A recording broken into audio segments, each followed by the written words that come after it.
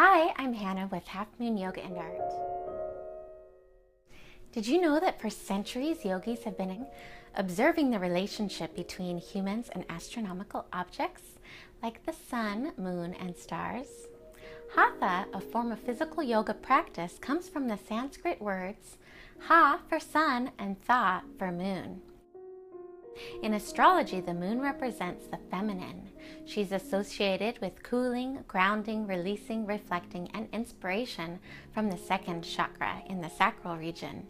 The sun, on the other hand, is classically connected with the masculine realm.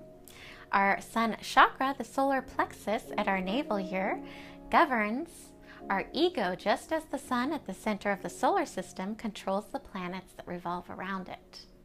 The sun reveals the sources from which we draw our power and energy. During powerful moments like a solar eclipse, when the new moon blocks the sun's light from the earth, we can pause and let go of what's holding us back. We can feel an energetic push that can bring forth new beginnings. Author of the essay Total Eclipse in her book The Abundance, Annie Dillard observed this natural phenomenon when she says, "At once this disk of sky slid over the sun like a lid. It materialized out of thin air, black, flat, and sliding, outlined in flame." She expresses that the total eclipse darkness of the new moon is a symbol of her own as well as humankind's blindness, while the sun is the symbol of enlightenment. She emphasizes the concept of spending your time wisely by being in the moment, soaking up the sounds, colors, and textures. As she urges us to spend the afternoon, you can't take it with you. Further, Phil Cousineau teaches in The Art of Pilgrimage, what matters most in your journey is how deeply you see, how attentively you hear, and how richly the encounters are felt in your heart and soul.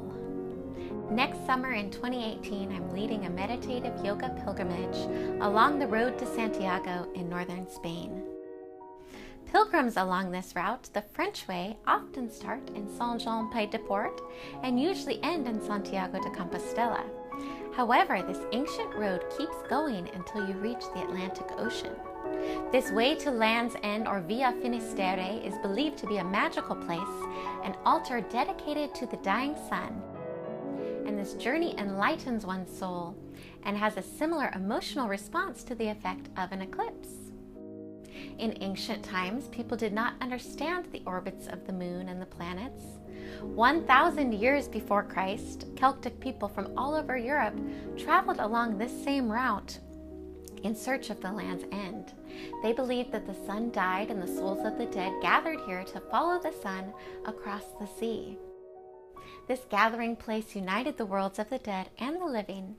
Prayers would be said and offerings would be made along this rocky and treacherous coast of death. For these people and many modern pilgrims ending their treks here, watching the sun set over the endless waters was a spiritual experience. As a symbolic gesture of death and rebirth, it is tradition to burn one's own clothes, discard worn boots, and build rock sculptures of gratitude. Similarly, along the present-day Camino Frances on the road to Santiago from southern France, the Pyrenees are dotted with dozens of these stone circles and sculptures dating back to prehistoric times, revealing precise configuration of constellations in the sky. According to the Christian tradition, when the apostles spread out across the known world to preach the Christian gospel, James from Galicia in northwestern Spain was beheaded by Herod, becoming the first apostolic martyr in 44 AD. His followers took his body back home, where it was buried inland. In 814 AD, Pelayo was following a guiding star when he was said to have discovered the tomb of St. James. Upon finding the bones, King Alfonso II ordered that a church be established over St. James's corpse, which is now the Cathedral of Santiago de Compostella.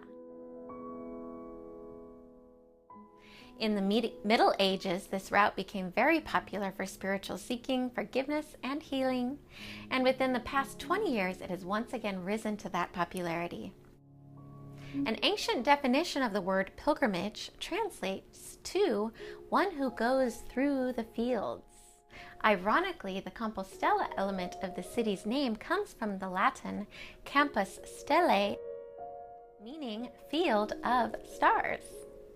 So the way of St. James is the stellar route, accessible to the courageous and persevering who associate with these qualities of the sun, our solar system's star.